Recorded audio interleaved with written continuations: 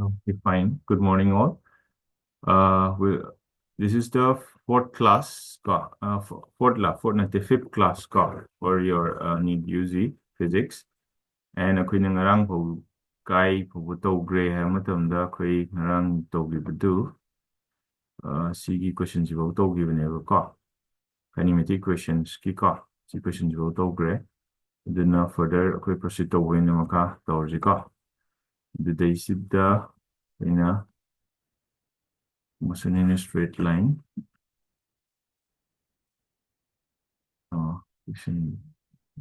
Relative velocity, kinematic equations in kinematic equations for uniformly accelerated motion so kinematic equation mari nate ahum lay v equal to u plus at s equal to ut plus half at square and v square is equal to u square plus twice as. Now kinematic equation haiba matamda what should come in your mind ha matamda uniform acceleration the acceleration is constant neba kinematic equation the acceleration constant oidaba taragadi kinematic equation pan be yadeba ana graph gumbada acceleration constant electricity kinematic equation pan ganu adumain lay so athang hajiksi question si karam bahut sige noi yengapra question karam bahut sige hero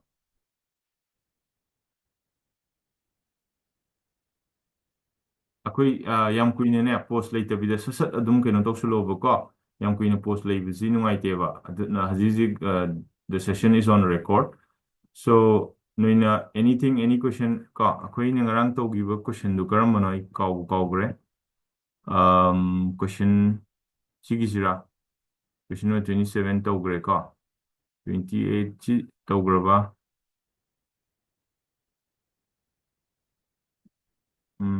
the speed of this immense throws ball with the sense particularly one noi sasat launa kena to no ro khangda ba yaragadi.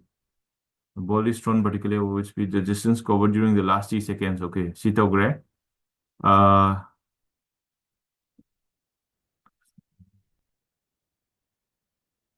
the final velocity of the second mass with which it strikes the ground. See, according to we could do question number 38 and last to give that 39 is 39 last to give. Okay, fine. So question number 40. Question number 40 is it zero? Okay.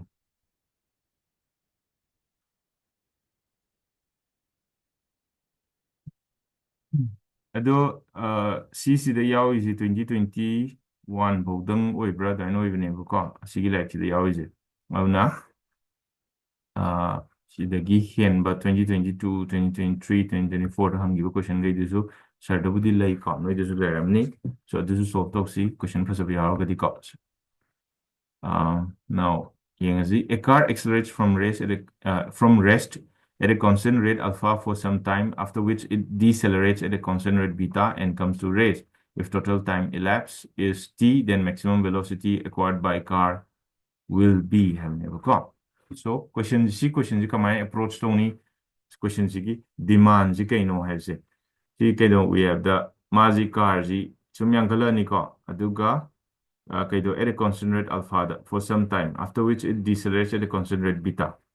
So acceleration p reva aduna if total time is then maximum velocity acquired by car will be now maximum velocity is karam kanda acquired to ni hamatamda haziki akoina velocity by time velocity versus time graph si kumatamda mazi accelerate to hamina constant rate and straight way decelerate to and straight kumdara kaneva auna masum yankalani kai de no ko yang neva ko de yang mo mapado si wo de neva yan dai gaisa this is vmax eta this is the vmax neva ko and then audidi ke do amuk decelerate on sum tapthagi ke do saruk ngata neva ko adu iba taragadi akoina ke do ya matamda ahambagi ise kaino habada a1 acceleration a1 ji kaino alpha neva ko acceleration a2 ji na kaino minus beta neva yan dai kai ja kai no beta ji deceleration ina auna aji akoina kai khangi amatamda magi final velocity je magi na a1 gi sagai ji na ke do we have the u1 is equal to 0 and v1 is equal to vmax yare ko a2 aduga a2 second case sigina amuka kaidawi hai matamda magi u2 is equal to v1 which is equal to v max ngare ko and magi kaidoba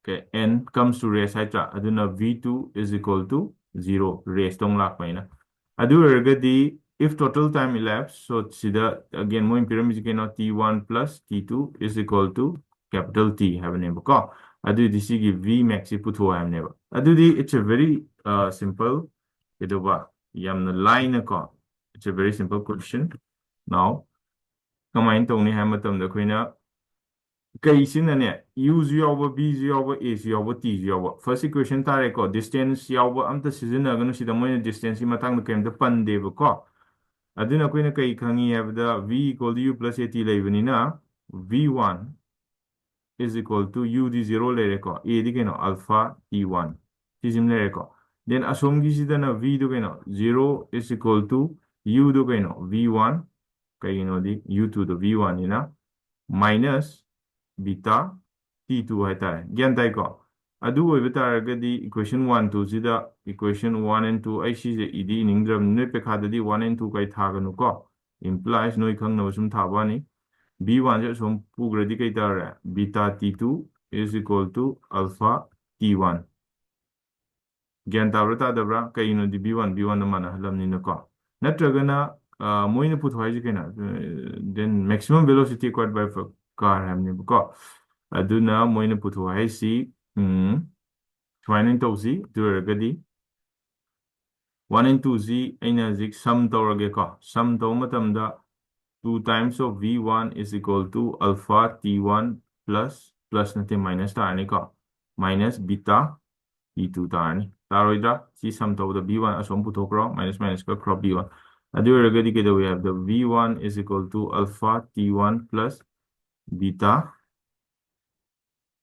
alpha t1 minus beta t2 divided by 2 type ko now CCD noi amuka yaw de na kala mani ko kay no yaw ju yaw dam na but again kayna kay do ya the moi t1 t2 da tham de ko moi ji moi na tham ji kay no have da t do in tham me ko aduna kayna kay do ni ha matam da t1 ga t2 ga je kayna t do on thokpam sangi ko so adu iba taragadi kayna kay do ni ha matam da sigi pot sida kayna kitang semdoni ko semdokpasi kaino habda nasaygi ka t1 si kaino v1 by alpha t2 na v2 by alpha ka aduna t1 gi mota b1 by alpha irani ka plus v2 by beta is equal to t ganda ka b2 by nate b1 by ne do b1 by aduna sisidagi koina kai khangi matamda b1 je common lorga d kaido we have the I si je samdi samning to samaro ge 1 by beta is equal to t answer taramani je auna v1 is equal to harga nangi sigi si de alpha beta duna alpha beta na mathaglani aduga alpha plus beta by t eta so alpha plus beta by t alpha beta ka aduna option number b je tare sir na si hol is kem kana dre ka auna isi logthokrage aduga sir na si the whole is gyan tawa ngamra ma'am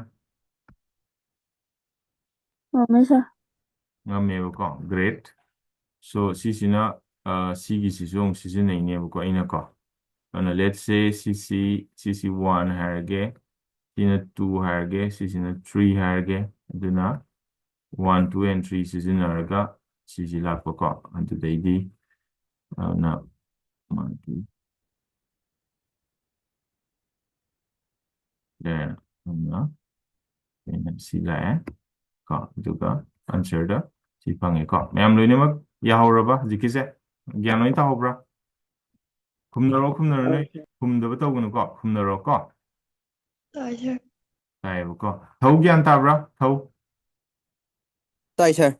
okay fine great so let's move ko thongomba ko okay yare next or z then next question si kamba tawsige question number 41 velocity of a train increases uniformly from this to this in 4 hours the distance traveled by the train during this period ꯁꯤꯁꯤ ꯀꯃꯥꯏꯅ ꯄꯤꯅꯤ ꯍꯥꯏꯕ U ꯄꯤꯔꯝꯃꯦ V ꯄꯤꯔꯝꯃꯦ T ꯄꯤꯔꯝꯃꯦ ꯑꯗꯨꯏꯗꯤ ꯅꯣꯏꯅ A ꯄꯨꯊꯣꯛꯑꯅꯤ Aꯗꯣ ꯈꯪꯉꯝꯅꯤꯅ S = UT + ½ AT² ꯄꯥꯟꯒꯦ ꯅꯠꯇ꯭ꯔꯒꯅ ꯁꯨꯃꯥꯏꯅ ꯇꯧꯔꯣ ꯍꯣꯏ A ꯄꯨꯊꯣꯛꯑꯅꯤꯗꯅ ꯑꯗꯨꯒꯤ Aꯗꯣ ꯁꯤꯖꯤꯟꯅꯔꯒ ꯅꯣꯏꯒꯤ ꯊꯥꯔꯠ 이퀘ꯏꯁꯟꯗꯣ V² = U² + twice S다 ꯄꯥꯟꯁꯤꯜꯂꯣꯀꯣ ꯑꯗꯨ ꯑꯗꯨꯝ ꯇꯥꯖꯔꯖꯅꯤ ꯑꯗꯨꯃꯥꯏꯅ ꯇꯧꯅ a body starts from what is the ratio of the distance traveled by the body during the fourth and third second and high sisi tꯧꯁꯤꯔꯥ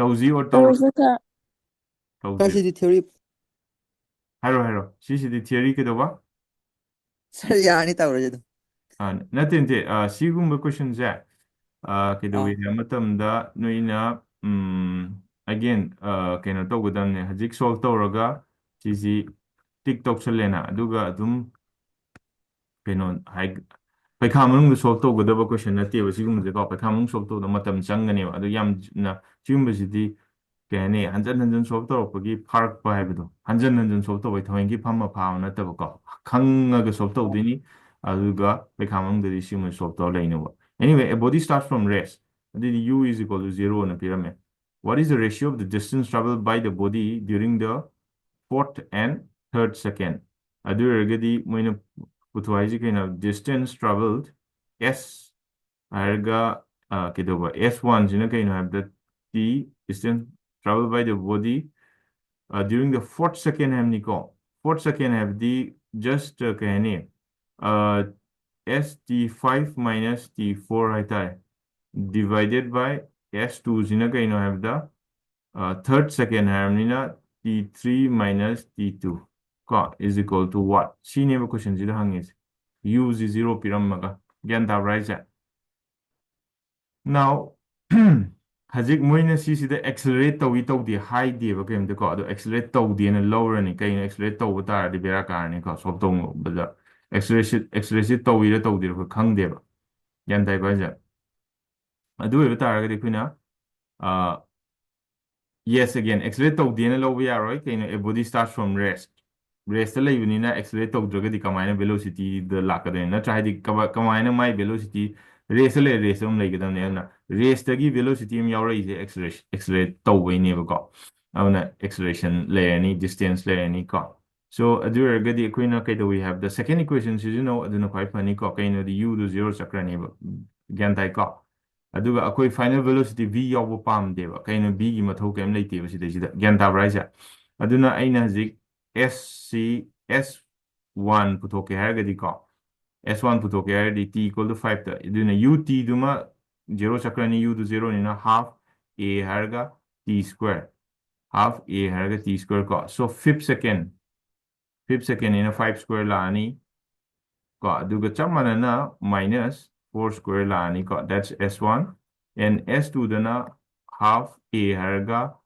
3² - 2² ꯂꯥꯛꯑꯅꯤ ꯑꯗꯨꯅ therefore S1 by S2 ꯄꯨꯊꯣꯛꯀꯦ ꯍꯥꯏꯔꯒꯗꯤ 5 - 4ꯗꯤ ꯀꯩꯅꯣ 5 + 4 9 and 5 - 4ꯗꯤ 1 3 + 4 5 and 3 + 3 - 2 1 so 9/5 ꯇꯥꯔꯦ but again ꯑꯁꯤꯗ ꯌꯥꯎꯗ꯭ꯔꯦꯀꯣ so 3 4 5 5 + 4 9 during the fourth second 하게 ꯑꯩꯅ 5 ꯂꯧꯏꯁꯦ ꯀꯩꯒꯤꯅꯣ 4 and 3 ꯂꯧꯒꯗꯕꯅꯦ I'm sorry my bad ꯁꯤꯁꯤꯃ ꯁꯣꯏ ꯂꯩꯔꯝꯃꯦꯀꯣ ꯅꯣꯏꯁꯨ point out ꯇꯧꯔꯛꯇꯦ ꯁꯔꯁꯨ ꯚꯥꯞ ꯑꯣꯏꯍꯧꯗ꯭ꯔꯦ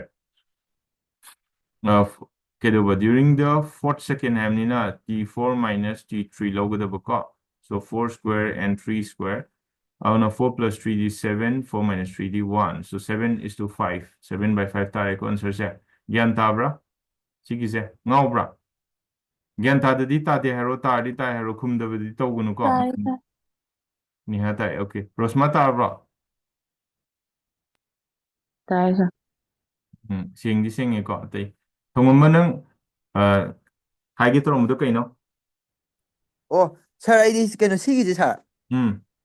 ꯑꯃ ꯀꯩꯕ ꯒꯦꯂꯤꯂꯤꯌꯣꯒꯤ ꯑꯃ ꯊꯤꯑꯣꯔꯤꯗꯣ ꯑꯗꯨ ꯄꯥꯜꯂꯒ ꯑꯩ ꯍꯣꯠꯄ ꯑꯗꯨꯒꯤ Galileo theory di kai. Haro. ꯒꯦꯂꯤꯂꯤꯌꯣꯒꯤ ꯑꯃ ꯀꯩꯅꯣ ꯇꯥꯏꯝ ꯏꯟꯇꯔꯚꯦꯜ ꯈꯨꯗꯤꯡꯒꯤ ꯀꯩꯅꯣꯗ 1:2 3:5:7ꯒꯤꯗ ꯆꯠꯂꯦ ꯍꯥꯏꯕꯗꯣ ꯗꯤꯁꯇꯦꯟꯁ Hmm. ꯀꯣꯚꯔꯗꯣ Hmm. ꯑꯗꯨꯗꯣ ꯑꯣꯏꯅ ꯇꯧꯋꯦꯕ ꯑꯗꯨ ꯑꯗꯨꯝ ꯁꯥꯔꯒꯤꯁꯤꯁꯨ ꯑꯗꯨꯝ ꯆꯞꯃꯛꯇꯤ ꯃꯥꯟꯅꯩꯗ. Okay, okay. Anyway, fare. So, okay, but 1:5, 1:3:5:7 and adana what kedoba what on chali rona traga kamai chali no. 1:3:5:7 ꯑꯃ ꯌꯥꯎꯕꯗꯣ. Nati 7:9 and ang lakadera. 7:9 ꯑꯗꯨꯃꯥꯏꯅ ꯂꯥꯛꯄꯗꯣ. Okay, fine. So adudu sirgi oinadi verify tawamdi change.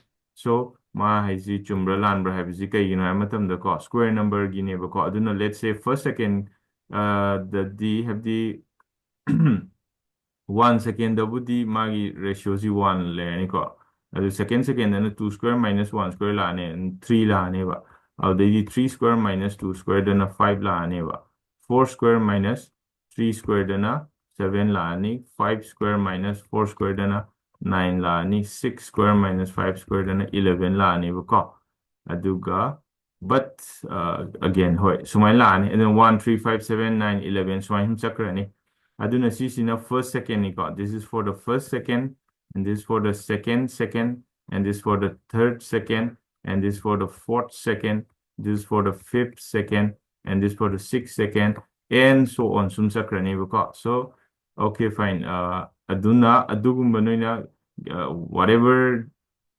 keno ko theory Galileogi oigera amagi oigera adugi adai oigera sida leire so sigisi kuina adum khangjan be ai natrana software kasu kasyam kuibidi natte ko so sigi idea sidi sidai lai ni ko adan le so let's proceed to the next question aduna question number 43 is a body dropped from top of a tower fall through 40 meters during the last 2 seconds of its fall the height of the tower is and have a ko so sisi no idum ngamdong manbra last 2 seconds ni ko total nati last 2 seconds da mazi 40 meter chat level ko adu regadi to height of the tower dun kya no and actual time of fall na kya no kai si lo in thok ya dini so sisi ngamgadra ma'am question number 43 tawzira tawroizira no pamba haro sisat haro yam kuina khumda bida legano ꯌꯥꯔꯅꯤ yani so mi amana yare na haibagi aisu yahalagena di khanganu ko ai yadaba amatang yawbada I tawduni noi mi tara leibada mi mapan na yare haisu amana yade haide tawduneba so atai di lo yarba ꯌꯥꯔꯅꯤ okay fine question number atai lo yare ko sanjana niha kume nibia ko noi kumo sanjana ꯌꯥꯔꯅꯤ yaba sir. hmm okay question number 40 to 4, what will be the ratio of the distance moved by a free falling body from rest in 4 and 5 seconds of journey?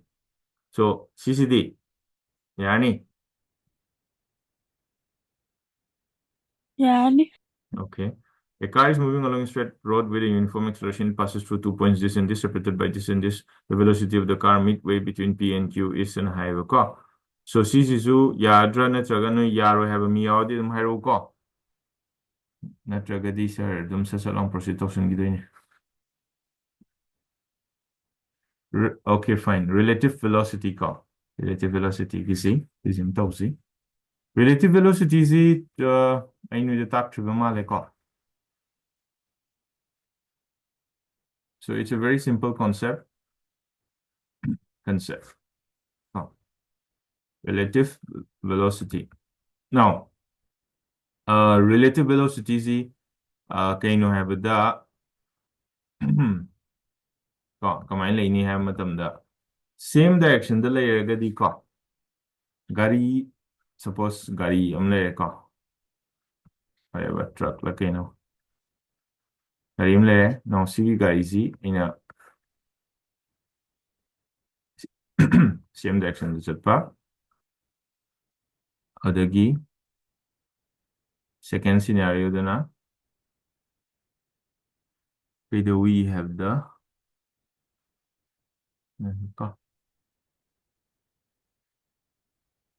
opposite direction chapa ka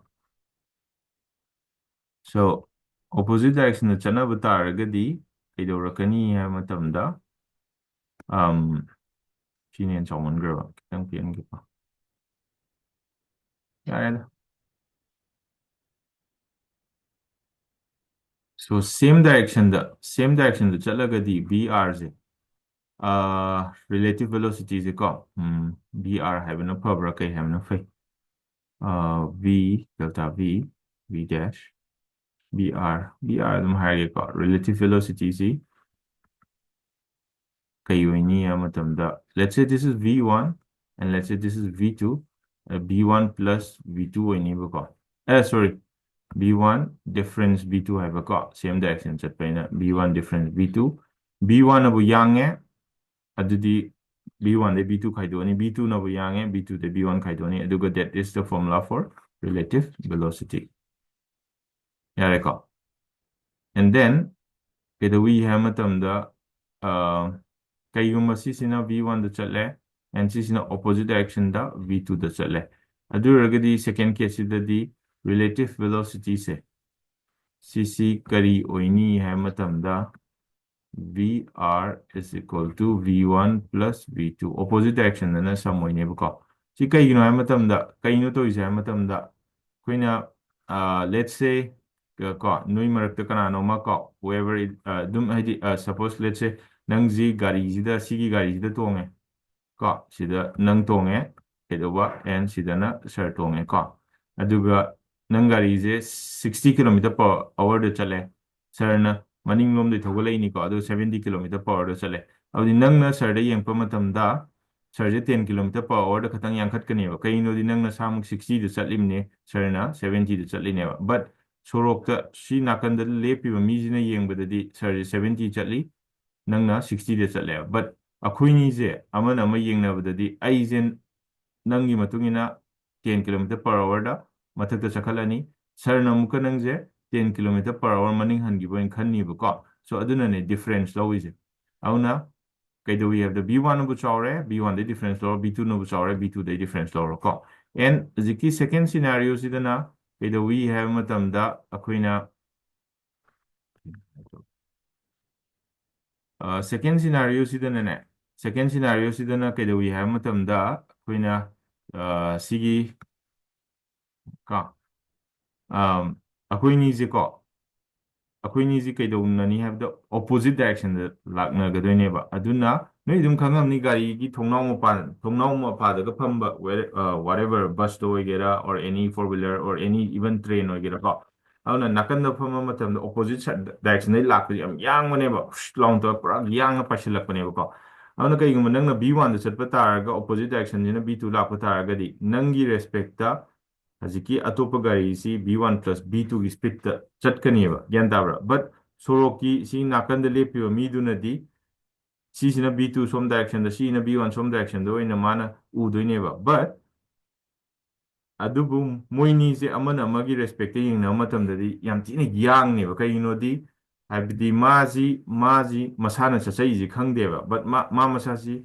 V1 da chatli ne ba ko chachai khangde habe wadi ma masana frame of reference oramnina kaido we have the my speed B1 ama yauzer lemne kaigumba gari ama khama lemba taragasu mazi B1 speed da ma chatpani na mana khandu ji gari ama B1 speed ta chat mai mana ta changjale khandu ne ba chali di mane ba but mana khandu ji kaido ba opposite ki gari ji aina B1 speed ta changjalaga aina khandu ji opposite ji engon da B1 da la khandu noina for example sorok taga uga hoba lamp post ke ka yung basingdu yam kan yang na akhui towards the pasilakro asengmudi akhui ne ba chali je gyan tabra ise but haziki poto lamp post ki mahota atopa gari ayang ma oiram taragadi my velocity je amke ne yang gi roidra towards us the lakpa matamda aduna v1 plus v2 oeba ko so that's the concept of relative velocity this is in the same direction this is in opposite direction haitai but sigi pot si kai gumba boats and streams natra swimmer gumba oiba taragadi amu kaido we have the C situation je kene go so turian jida kaido we have the turian velocity is in a BR river velocity is in a ko and then person nama swim tawre ko so person nama swim tawre and then a person jina swimmer jina kaido we have the magi velocity is ko my person ji makung khud am yaman ama log thoge ko so aduna person gi velocity sina vp nen khala je ko adu ergadi sisida kede we have the magi mazi turenjina towards some side turenjina chatleba ko aduna kede we have the person jigi velocity na si lerba. Yare ko. Adudi velocity downstream. Downstream velocity si kay wini na ko. Adu tausi. Ang magi down sa di turin jida towards the mana honda bani na boat or siya. Kaya kay di downstream velocity si kay wini have the magi percent velocity plus river gi velocity ko. Sumayin to ko din ba. Yan tayo ko isa. And then kay gumba same scenario zida ko. Just a second si kitang kinatohan ge.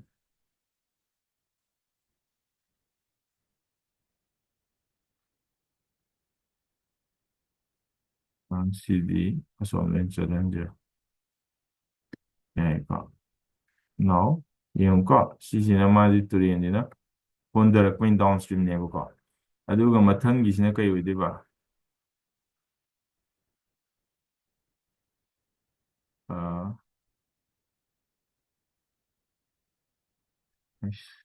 What that brain?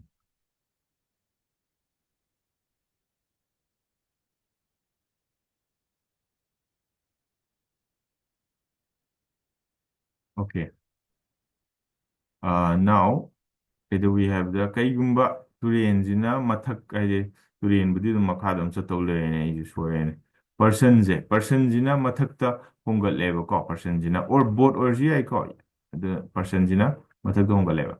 Adu di mana either we have the magi speed zina som side chalani and my speed zina velocity of the person and river gi speed zina velocity of the river na downward to le ko.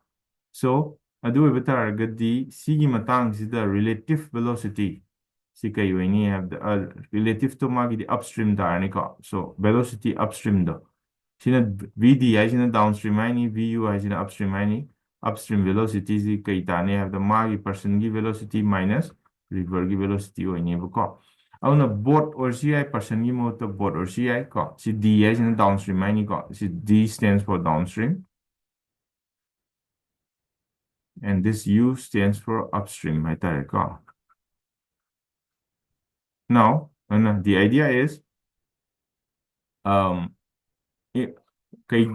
roads sorok to D. Either we have the same direction or the different opposite direction or gonna plus addition. Now, in rivers and boats or rivers and swimmer, downstream or the plus, upstream or gonna minus ko. So sig is kangadam ni ko. Aina panyam 5 km. Aina suppose 5 km/h the swim to bota to 2 km/h the gender bota gadi. Aigi effective over upstream the hongal is that only 3 km when you okay in 5 hongal to in 2 the gender and 3 katang when you. Okay, you aina 5 to hon jabaneva saying with it. The lake gumba ko rest like still water the aina 5 to hole. To the end, 3 the already flow to lem out the age 5 plus 3, 8 the age downstream, the 8 point I give velocities upstream, then only 2 point so at the mind that's the entire concept of relative velocity. They can become like relative velocity da. So do not question amani solve torga yena can or so do not see the way Pretty reached the metro station and found that the escalator was not working. She woke up the stationary escalator in time t1. On other days, if she remains stationary on the moving escalator, then the escalator takes her up in time t2. The time taken by her to walk up on the escalator will be it's a very simple question. No issues gadra. So first question ina dum tausira. Yes, no. Tausi Okay, fine. So so she woke up the stationary escalator in time t1. Okay. So aduragadi magi kaino have the distance escalator gi length is chamaneba x1 is equal to x2 neba. And that guys aduna azikedo we have the magi velocities on she woke the stationary escalator in time t1 however ko. Oh no, let's say my velocity b1 into t1 neba ko. B1 into t1. Not b1 by t1 or b1 into t1. And I call b1 into t1 distance equal to velocity into time. And on other days, if she remains stationary on the moving escalator, then the escalator takes her up in time t2. So v2 into time t2 And then the time taken by her to walk up on the moving escalator will be haba. Adu my velocity is v3 or any and time na t time na kay or any t3 or any. Yan guys, time na t3 or any. Now they want us to find t3. Sige sida kaya we have the t3 is equal to what hang manewa. But it is also given that akoina relative velocity concept palaga v3 is upstream gummaneba ko ado upstream ay ma masana sa plus again escalator duna zo muka magi machine duna mazi race da mazi chatra bobuda masa matanda escalator na move tawne ba awdong ma masana um chasalagadi adi b1 plus b2 or my speed b1 plus b2 or ne ko awna CC dagi akoina kai khangma may have the v1 into t1 is equal to b1 t3 plus v2 t3 lere ka ade amana v2 t2 is equal to b1 t3 plus v2 t3 lere yan dai guys. So durigadi I just want to find t3 awna t3 puthokpane ko impam is aduda aina mangan ba pam is kaino b1 ga b2 ga mangan ba pame aduga t3 si puthokpa pame yare ko adu betaragadi aina t3 puthoke haragadi si myam se ibe mathau tabra tade ko si tade aduna ai si to ge mathalagi unnecessary oi so sidagi aina sigi se from this equation ko aina kai habi I have the t3 is equal to b1 t1 by v3 v3 की motor अने का इवे b1 plus b2 इवे आयो याद्रा याय so adudi aina muka either we have the okay fine ko b1 t1 by b1 plus b2 ibe yaय aduna b1 na kai gumlo yen thokpa taragadi si t1 tare b1 by b1 di 1 laye then b2 by b1 laye ko so aina b2 by b1 di kai no t1 by t2 taye ko aduna cc t1 laye and then 1 plus harga cc yung v2 by b1 si t1 by t2 tadra awna cc t1 by t2 tarani ko adu hargadi cc mathakta t1 t2 harga t1 plus t2 tarani and T1, T2 by T1 plus T2. Then option C kay tayo. Option number B is the right answer. So CC may am lini magyan taho bra? Tahu sir. Taho eba ko. So hajigido kanura kumaido Rosmara. Kanano si kumaido. Sir, ay ni. Okay, ni hane eba ko. Atay di gyan taho bra? Nivia, Rosma, Sanjana. Tayo, sir. Okay, okay. Tayo sir. Kamumba ta bra? Oh, sir, hayani. Yani eba ko. Okay, fine. So yeah, like the car. Aduna next kidi question number 47 0. A bus is moving with a speed of 10 meters per second on a straight road. A scooter wishes to overtake the bus in this much seconds. If the bus is at a distance of 1 kilometer from the scooterist, with what speed should the scooterist chase the bus? On exactly 100 second, the man overtake the upamba. Already with what velocity she ma chase the them. So this is so 0 Sasa I know. 1000 di Sir, utang taram dyan eh. 1000 ka. Okay.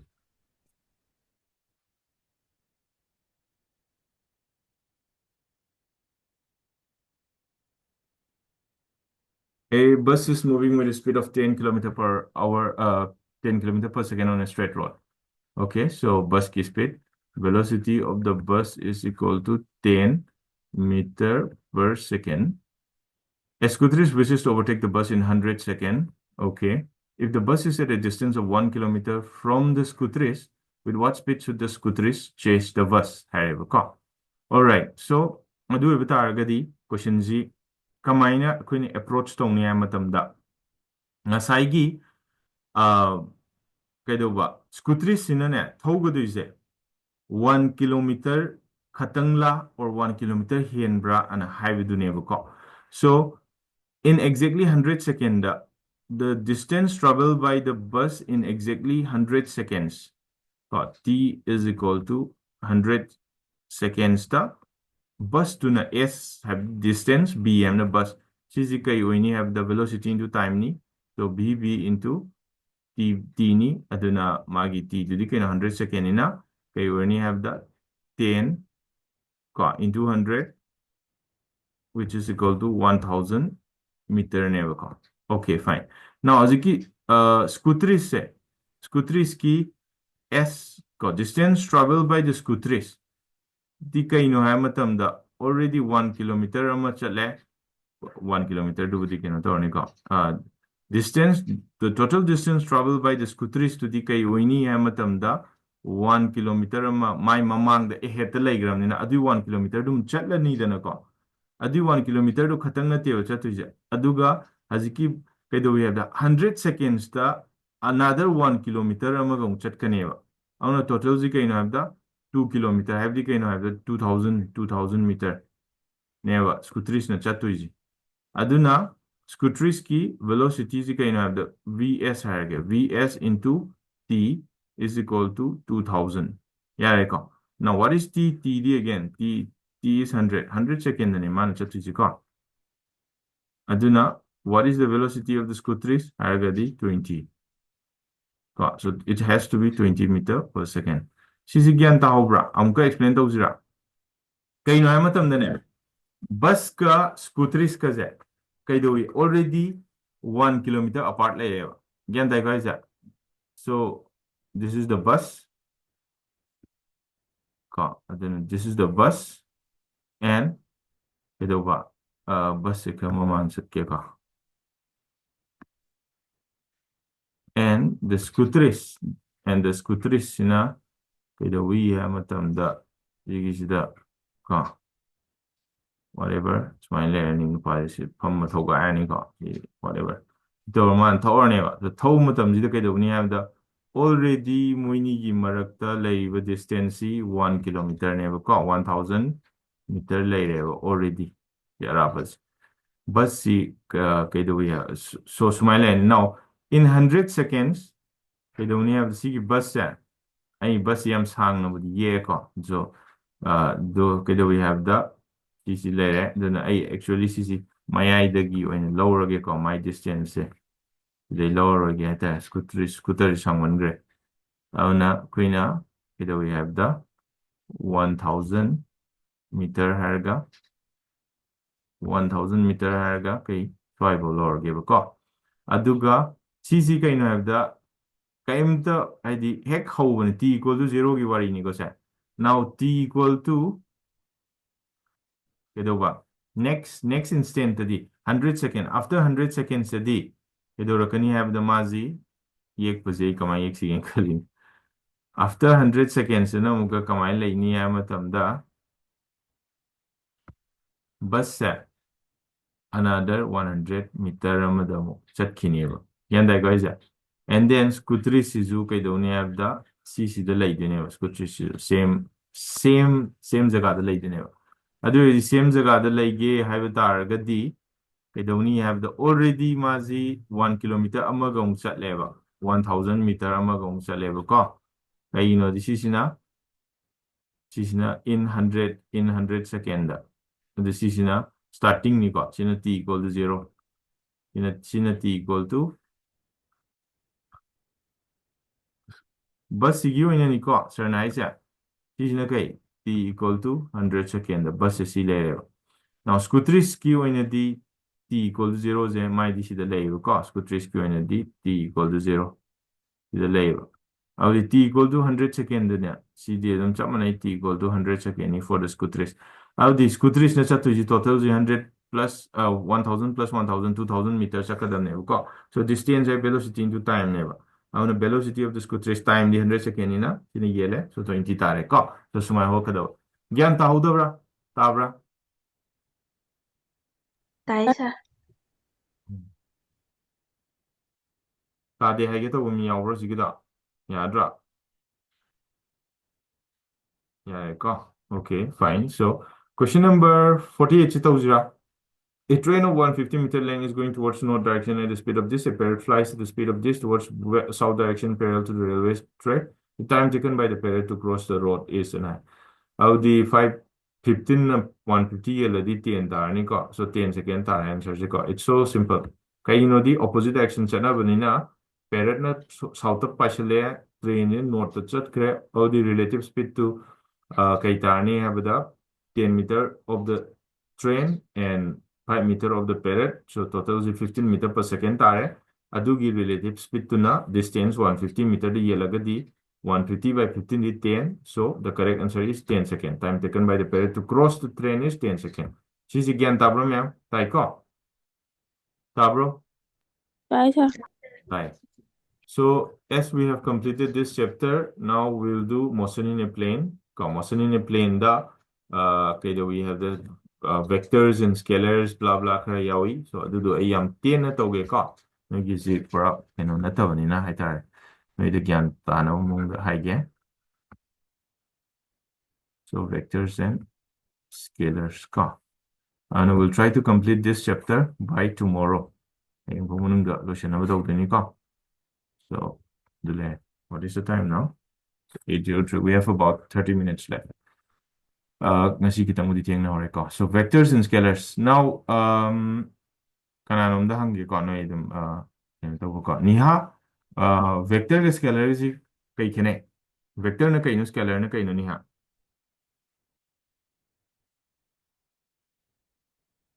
स्केलरना magnitude खता वेक्टरना magnitude का direction का Magnitude ka direction ko.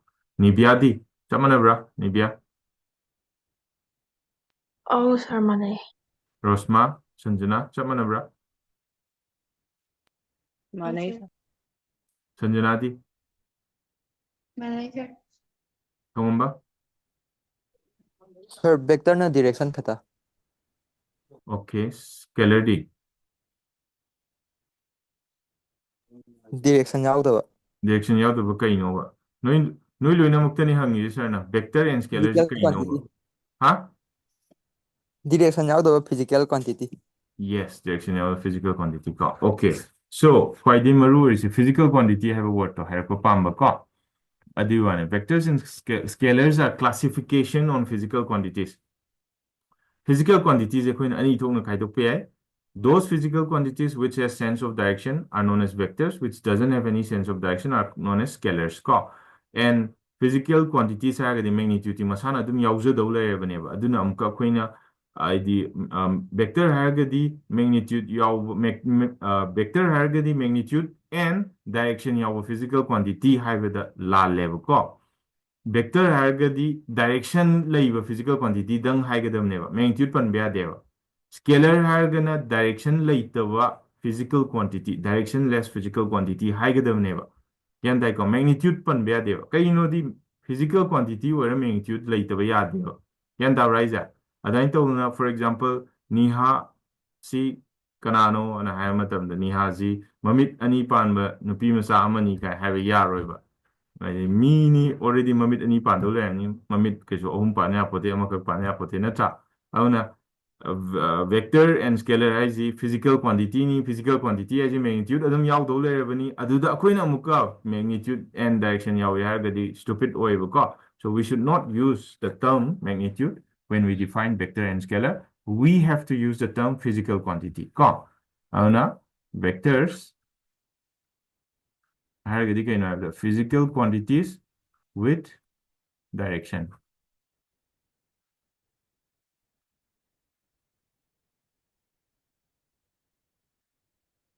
And scalars are physical quantities without direction. There are lots and lots of physical quantities, mass, area, volume, velocity, acceleration, speed, then again, energy, work done, pressure, power, the conductivity, the stress, tension, blah, blah. I'm like, so all those physical quantities talk, either vector or scalar as a queen adum, classify to adum so, noi the question hangake ko niha mass vector scalar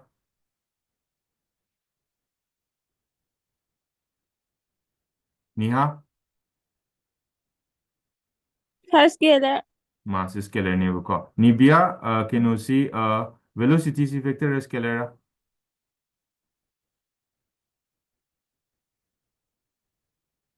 Nibia Sir, vector ne. vector ne okay very good powers okay Sanjana powers is vector scalar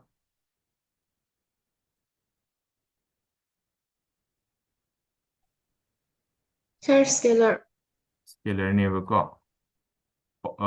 powers okay fine so Rosma energy is vector scalar work done or energy is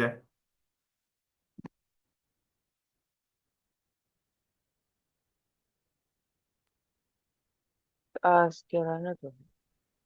energy scalar ni ka very good thongambasi joining the laigre amukma kitang net numaita mali tatkre cos Sanjana powers is kamaina scalar orino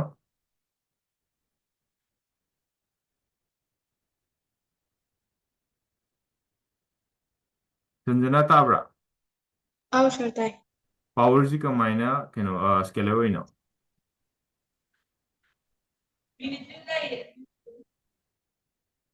okay Hadi, power direction.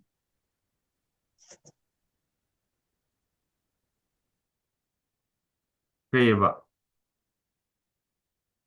Azik akoy ziyon it's a recorded session and na yen horen ang taw de nungay ko power ji kamaina scale away no sa lang hero khang na khangi khang de na khang ai di khang ga di hero khang de na khang de hero power ji kamaina scale away no The power kaya scalar quantity any the ratio or banina direction now okay energy by time or work done by time haibanina energy is scalar ni time is scalar ni ko yes aduna scalar ba natragana power gi atopa formula kay lay dot product of two vectors force and velocity f dot v oidina power set khangi ko Oh, sir. aduna dot product is scalar ne ba so sarna adugi perspective to adu do higher pra yenge to ni dai di nangi energy by time scalar ni gi ratio do adu na tawa vector ani gi dot product to higher pra na adu yeng ni ko adu do ni anyway fine so aduna akoina kaida we have the vector and scalar layer ko so operations in vectors so operations ji kaino amatamda arithmetic operation ga chamana na koina vector is operation like duni now arithmetic operation har ga kaino addition subtraction multiplication division arithmetic har is gi operation mari ji bo arithmetic operations ko we arithmetic ta tam ji duni koina any kaidoba elementary school da tamba hobasi math si arithmetic te however ko so arithmetic tamani matang algebra matang geometry mensuration blah blah statistics probability kai kan mam chokala ni ko so do inter mam akona calculus nung mam tamani ata so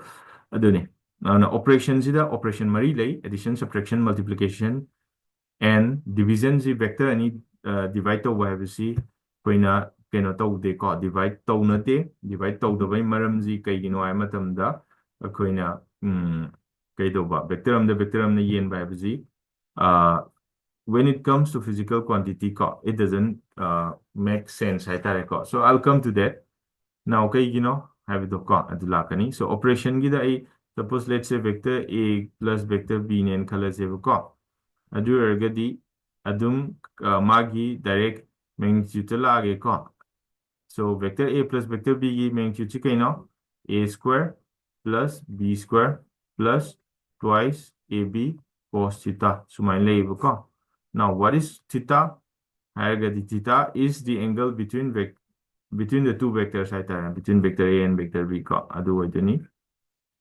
so sumai le aduna noina khangagadi ko ꯑꯩꯅ ꯇꯧꯔꯤꯁꯦ ꯀꯩꯅꯣ ꯁꯤꯁꯤ line ꯆꯤꯡꯕꯀꯣ ꯑꯗꯨꯒ ꯑꯩꯅ ꯁꯤꯗ ꯑꯣꯏꯅ ꯆꯤꯡꯉꯤꯁꯦ ꯀꯩꯅꯣ ꯁꯣꯔꯤ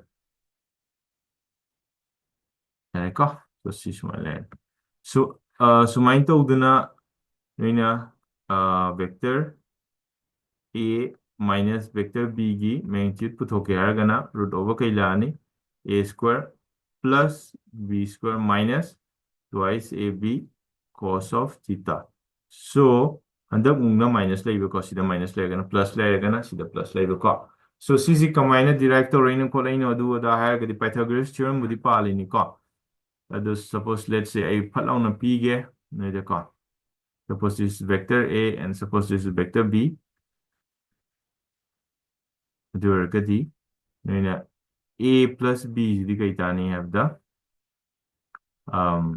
B is assume purani ko amarum the natragana parallelogram lo pangera palo aduga A plus B is the have the A plus B vector is or this is your A vector plus B vector let's say this is vector A and let's say this is vector B. Now the magi putoke haraga the magi asang was in my main putoke haraga the no sumaina matawrokta projection ama and sumaina project or so aduga muini gi marakta lebe angle z kaino have the A ga B ga gi marakta lebe angle the theta ne ko chow angle the theta ne ba adu evita ga di C gi z kaino have the C is B sin theta ne this is B sin theta and then suppose in the have the this is B cos theta ko and this is B sin theta adu regadi noina A plus B ki magnitude whole square to the A then suppose the A ni A vector is seen in my magnitude so A tani A plus B cos theta whole square plus B sin theta whole square the expand of the sidum tarakani ko so sumain to in and to na difference low bagisu let's say this is vector A and let's say this is vector B.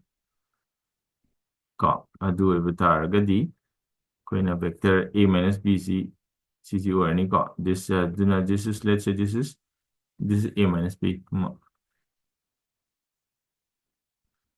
minus B. Now magi magnitude put okay have me because in then my magnitude put okay gadi a chapman of a pot no sagi to torani ko.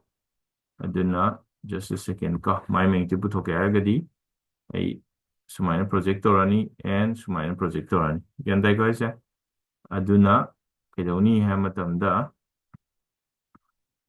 this is A minus B manung is A minus B ne ko aduna C gi C kaino have the this is again chapmanai B cos theta and this is chapmanai kedo kedoba this is B cos theta le ne ko C sina A adu di C sina kaino C gi pot C A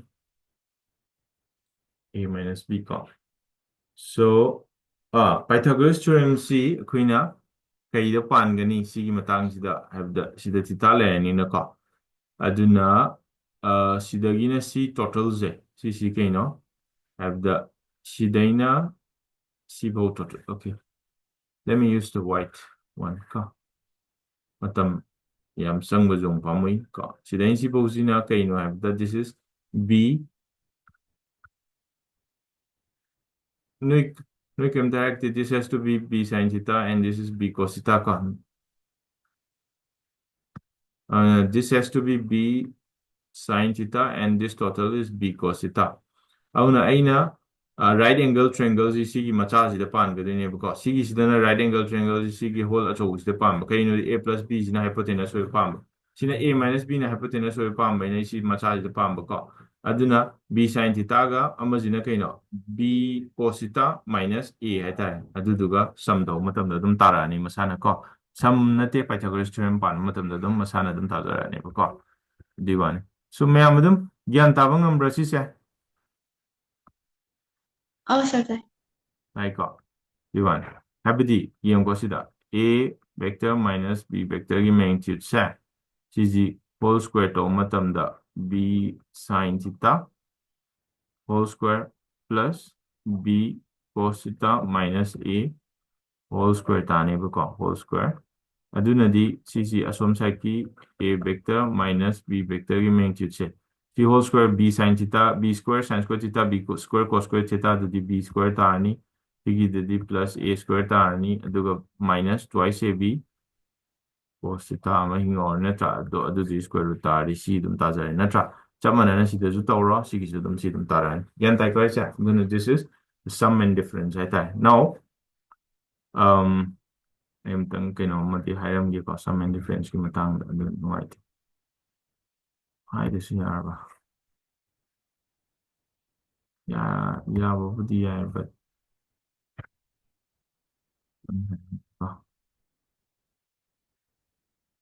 Number 1, sum. Number 2, difference. So I told you number 3, product. Now, product of two vectors, there are two types, product called scalar or dot product and vector, vector or cross product so scalar or dot product si kamaina kuina tawgani hai matamda vector A dot vector B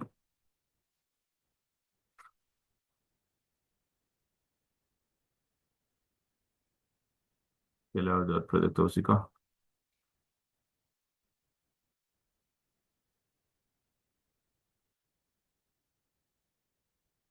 A dot B si kai gamanani have the AB cos theta gamanani ka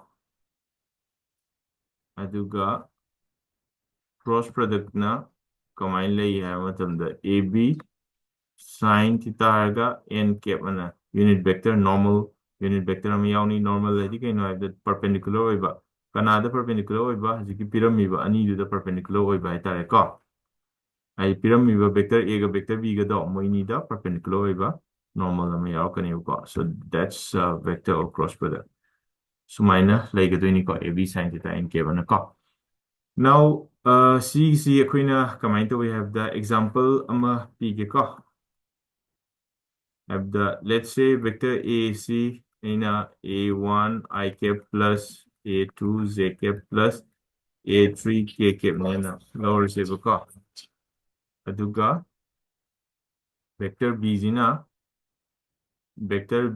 kaine lower zige have the B1 I cap plus B2 Z cap plus B3 K cap nena lower shape ka aduragadi vector A dot vector B is kai launi have nan si pra expand to guduni ko A1 B1 I dot I A2 B2 A1 B2 I dot J A1 B3 I dot K plus A2 B1 J dot I plus A2 B2 J dot J plus A2 B3 J dot K plus A3 B1 K dot I plus A3 B2 K dot J plus A3 B3 K dot K. So, I ga J ga K ga see unit vectors along the three mutually perpendicular axes never. X axis ki direction no I cap na pyrini, Y axis ki direction na J cap na pyrini, and Z axis or Z axis ki direction jina K cap na pyrini buka.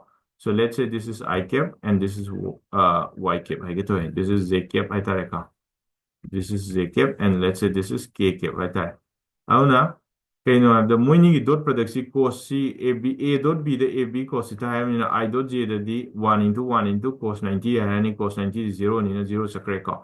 Now, man mana de 0 and man mana de 1. Aduna answer si kay tani matamda A1 B1 I dot I di 1 and plus kedawa A2 B2 J dot J katang ni 0 chalo disi J gida and K dot K ama K gida na K dot K is 0 chalo atay lo 0 chakrani ko. So you'll get something like this. See, this is the example for dot product nebu ko.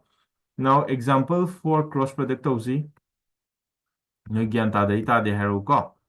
So chamanai haziki duda aina A cross B puthoke haragadi A cross B puthoke haragadi kai tani matamda no idum hazikidda shidayda yengagabudi haiba ngammi ko sargide ado no ida nungainaba no haziki kedoba matrix rule ka leidane adu tawzi let's say I J K ko adu sise sinna da ju no yamna hairagadi ko even si bo sizina roba direct even ngamakaneba gyanta raija aduna sigi sida si sumai leani auna I gidi kana the A2B3 minus A3B2 I cap plus Z gidi kena A3B1 minus A1B3 Z cap and K gidi kena A1B2 minus A2B1 K cap right there. So this is the formula for A cross B when A and B are expressed in terms of its components right there. This is also very important. So sisi kamai la ino kai ka du dinoi khangamani I gi putoke di I ma pa se yaw da bida J ga K ga mapasida cross chatnaba aduga minus tauba J gi putoke haragadi J mapasi yaudabida K dai horani ko A3 B1 hadi kaino di sigi potse sigi potsi aina kaida layena khanbe yaya matam si potse aina amuka sida la a na khanbe yaya ko on A3 B1 minus B A1 B3 A3 B1 minus A1 B3 ade K gi di ka sigi potse sida la en khalo natragana somani di yenga siare A1 B2 minus A2 B1 ko K sumain tꯧꯒꯗꯣꯏꯅꯤ ꯃꯌꯥꯝ ꯁꯤꯁꯤ ꯒ꯭ꯌꯥꯟ ꯇꯥ ꯉꯝꯕ꯭ꯔꯥ Tại sao? ꯌꯥꯔꯤꯀꯣ ꯔꯣꯁꯃꯥ ꯌꯥꯔꯤꯕ Dạ sao? ꯌꯥꯔꯦ so sini vector ꯑꯩꯈꯣꯏꯅꯀꯣ vector operationꯗ ꯇꯧꯔꯤꯁꯦ ꯑꯗꯨꯒ ꯌꯥꯔꯦ ꯑꯗꯨ ꯑꯣꯏꯔꯒꯗꯤꯀꯣ ꯑꯗꯨ orthogonal ꯍꯥꯏꯕꯗꯤ ꯀꯩꯅꯣ ꯍꯥꯏꯕꯗꯤ 90 degree ꯍꯥꯏꯕꯅꯤꯀോ or perpendicular ꯍꯥꯏꯕꯅꯤ sorry my bad so khara yengasi vector equation ko identify the vector quantity among the following hai so sigi sida karam boidino vector quantities are distance heat energy angular momentum kai oidino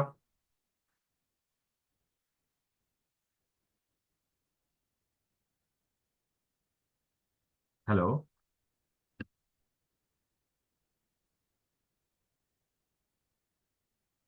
Angular momentum. angular momentum ko very good sanjana angular momentum oidini ko now second gi sida okay question number 2 the addition and subtraction of vectors by graphical method now sisi di khangbra karamba kai answer oini kai na chumi haba now sir na noida hayu do bam lere ko ai noida yek ki da bani vector je ko di fajani yek da bai ta yes vector ji in space noina translate to bai translate habadi noina position ji shift to bai ko aduna vector ji noina space da shift to matam da either we have the magi keno dang hong bidraba magi orientation ko magi id vector ama sumai lere let's say this vector now see vector is in space da nang na koi hong be koi pu be adum kai oi le ne vector a adum oi le ne gyan dai ko ja but nang na somehow sumai ne lai thu ro ba what do the vector a oi roi ba gyan dai ta de dai ko so this is vector a nang na in space da koi pu matam da adum vector a oi le ne but nang na si kitang lai ro ba then this will no longer be vector a si vector a oi be ya roi ba kaigino habda magi orientation or direction ji change laigreba natragana nangna kaigumba same vector zida nangna same direction da lairena di khalaji ko gendai gaija but nangna kaida we have the my sang ji kenare khalajeba ko aduna sang ji kenare khalaji for example si ji ka sang do ena khalaji ko aduga magi parallel oibadi chap manai to same vector. It's the same vector. Now, Aditi, can I call this as vector A? No, you cannot call this as vector A. Because you know have the magnitude manadre, sidana direction manadre. Come.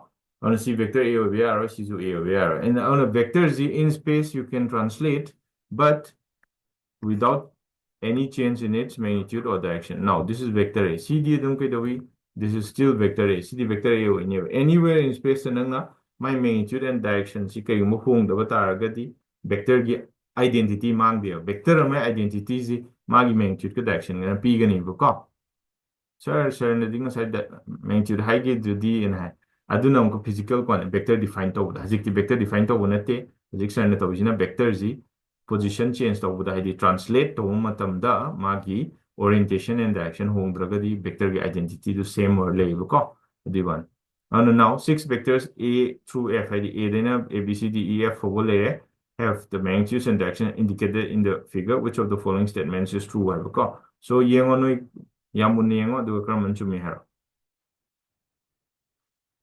Only am bright black screen doing dog. Hero series.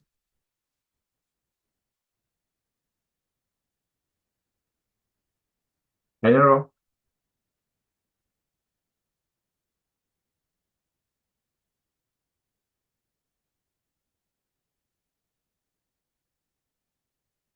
Hey, you know, can I hack this? Hero. Chi ôi thôi. C you don't want it. Niha.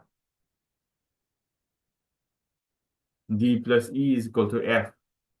Okay, yengziko. D na sida le ko mathak ko. D o de mathang de kai E di kai sakra.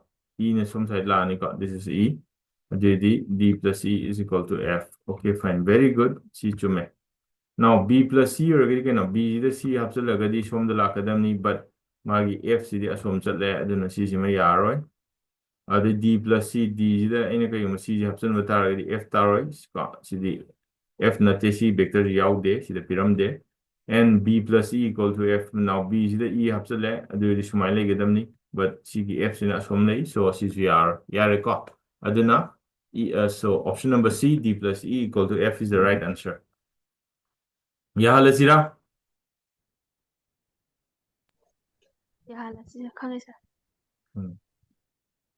Okay, fine. So now we have resolution of vectors. If a unit vector is represented by this, then the value of C value kya ho didn't have no. Now question number 3 is solve to bong amgadra moidra. Sara henro. I denote of this 0.5 square plus 0.25 plus 0.64 plus C is equal to kaitani 1. The C the kaitane 1 minus 0.25 ka 0.64 ka the 678 ka and then 0.69 subtract or 1 dagi the 0.39 ki root over tar ni ka option number D tam do mal yard sir. Lani sir. I'm sorry. Hey, can I'm just crap padre doing. Shall tumning up waking on life. The screen, I know after like a king screen jump bright and pull the land over us. Pull the lay a din. 20 jam one waiting one. That's it.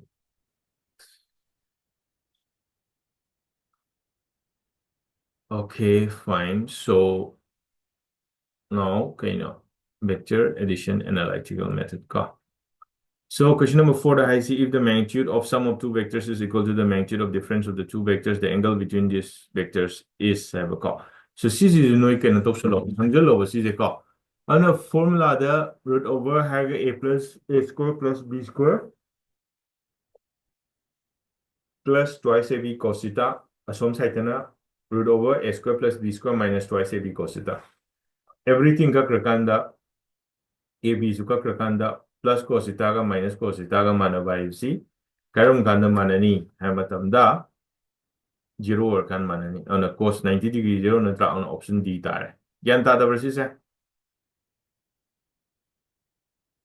Tai sir.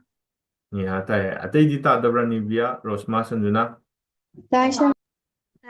Like okay, fine. Kananong wat pamali si kayo na taon na taba. Kananong wat is that? Ni haga Sanjuna agam lere, ni biaga Rosma agam lere. Then okay, fine. Taon may message kumalay chat ka. Okay, fine. So question number 5, CD can there are two vectors this such that this the angle between the two vectors is a what should be the angle between the two vectors?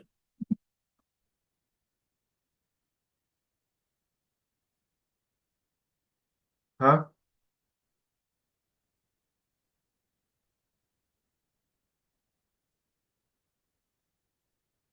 Came to come up track. Hello? Kayo you know what? Option number A, B, C, D is that.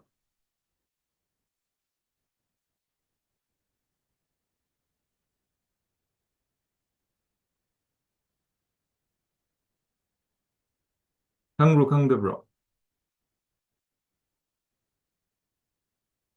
Now, angle A ga angle B ga set. Angle so angle A is in a vector A ga vector B ga sida. Okay, fine. A system no ito weird.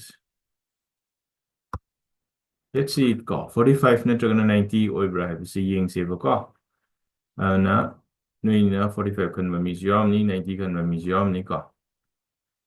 Now see the is you can have the vector A plus vector B magnitude is equal to vector A minus vector B की magnitude नेबा mathematically हारगदी कहीं ना A square plus B square plus twice AB cos theta is equal to A square plus B square minus twice AB cos theta नेबा and again root over the user any root का करे everything का करे AB जो का करे देना cos theta is equal to minus cos theta na smile.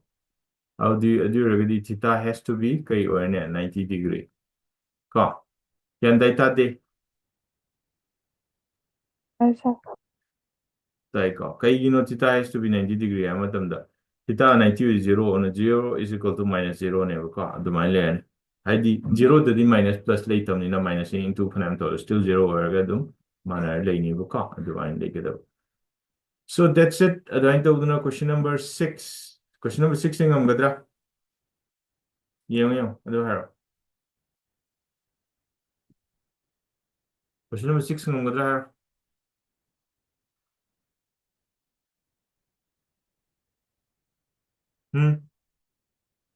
Sure, ma'am.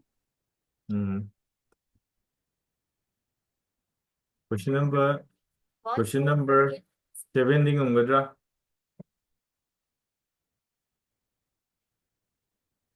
Seven ng gadra. Sure, ma'am. Great. Masan in a plane. Question number 8 ding ng gadra.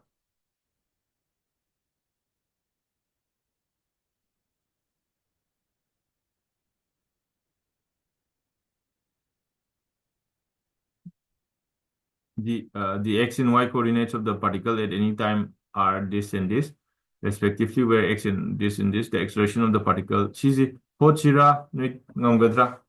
Hotchira, hotini, haro.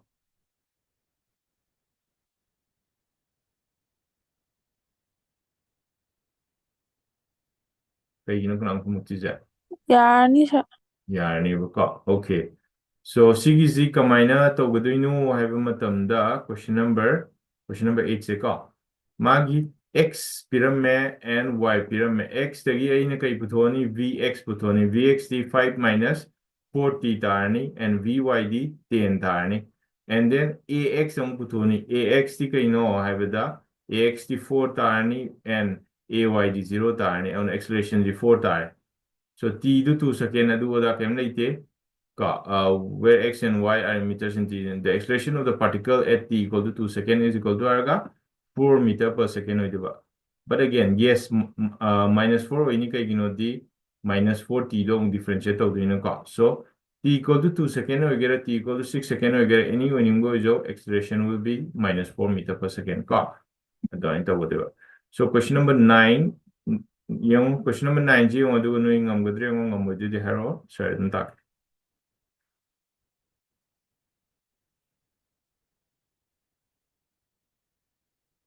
ay na ngasay day wang ang ay isa mute tamde ka okay question number 9 yung ngamgodra haro Sir, sir. question number 9 to 0 ka all right. So the position vector of a particle r as a function of time is given by this, where this, okay, fine. So it's a very simple question. No, ida sida sarna the kanom takning bamlay sigin tang ida ka. Kay na matamda. Any circle, sisi circular motion no ida ka. Any circular motion da pora majisat pang matamda ka. Idong ni matamda. So circular motion da pora majisat pang matamda. Kay na. Magi circular motion the chaliba potsi coordinates the particles in particle coordinates x y and line. So let's say my radius r and color at any time x have the r cos omega t or theta rgi or r cos omega t and y is have the r sine omega t never. Gyan theta de taika if they are in xy coordinates. Okay. So do not if they are here, yarekko. aduna kaidawni habda x y si dum leinebako magi coordinates aduna magi position vector r vector si kai tani hai matamda r vector si kai tani habda x I cap plus y j cap nebako kaino this is x and this is x I cap and sida mathak sida sumai chalagana y tadoinebako aduna x hagadi sinai sibau sidang oidini this is x and sidaina sibau kai this is y so I cap harga si oidini j cap harga si oidini awna x I cap plus harga si y j cap to matamda koina r je phangani ba gyan tai ko ise koina r je phangani ba ko aduna here we have the aina the position vector of a particle r as a function of time is given by r harga 4 zina some kaidoba 4 zina some constant neba ko constant do kaino have the magi r is 4 zina actual radius neba ko gyan ta raja 4 zina radius sir r zina kaino r zina position vector gyan ta ko isa so cg sida mamang the radius sama dum hadi yarokani ko 1 yarosu yare kem kaide sida to cg r zin ko auna kaino have the again c aduna c sina position vector gi r ni c sina magi radius to r ni ko so I position vector z atop sina zira radius c r small r sina amphado man bra but again not a big deal so minor to so yadi yai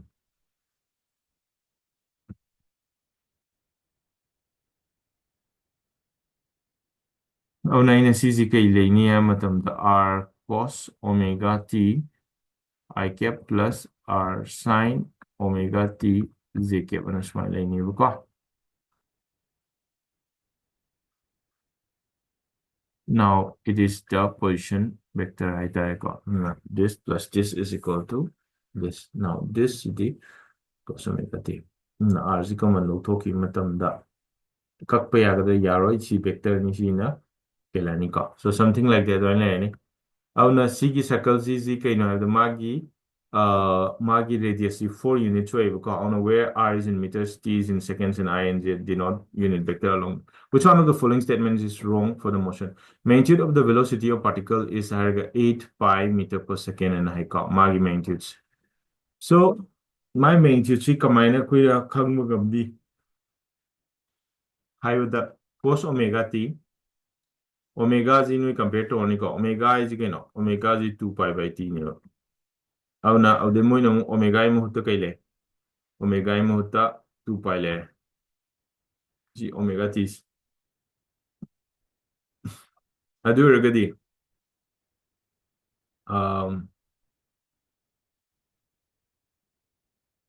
adu oiba taragadi kaidawi have matamda magnitude of the velocity of particle is this part of the particle is a circle of radius 4 meters c sima definitely chumme acceleration vector is along negative r yes di circular motion ina along negative r chumme ko magnitude of acceleration vector is v squared by r chimasu chumme kaino centripetal acceleration ni where v is the velocity si ahum je chumme na aham bai si di moina mathumang khang de pangai jalak pain si jim la le ko aduna we have the option A is incorrect and the rest all three are correct. So I know the uniform circular motion tak 3 aduna know the question ji kitang praktaba yai. So projectile motion ga uniform circular motion ga next class ta take ko aduga di si question ji rai lai adu know the kitang problem lai mali du uniform circular motion tak ta bai ne ba ko adu du gine aduna adu ta de ong hen ngai. So yaradra ma'am asigi ja yarbo Yeah, sir. Okay, fine. So now, question number 10, if a particle is moving such that its position coordinates are this, at time this, and this, average velocity vector from this and this is an hypercar. So, si simanoid tritoro, 10, 11, 12, 13, 14, siloin tritoro motion in a plane with constant acceleration. Si zuloin toro, the relative velocity in 2 dimensions, you tritoro, hang the hero. Sigi question ji fazabani ko. I'll solve this tomorrow for you. And whatever question no ina hek ngam da bagai sir da hero aduga projectile motion hayeng sir theory ta aga projectile motion ga uniform circular motion ga tani aduga hayeng si chapter ji lower ni ko. So ngasi di sumain tawraga sigi sida loisilasi mayam aduna ngai ko sir noi tham gi ko tang kina tawge.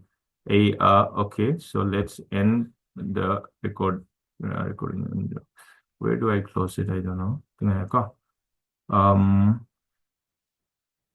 Okay, stop recording.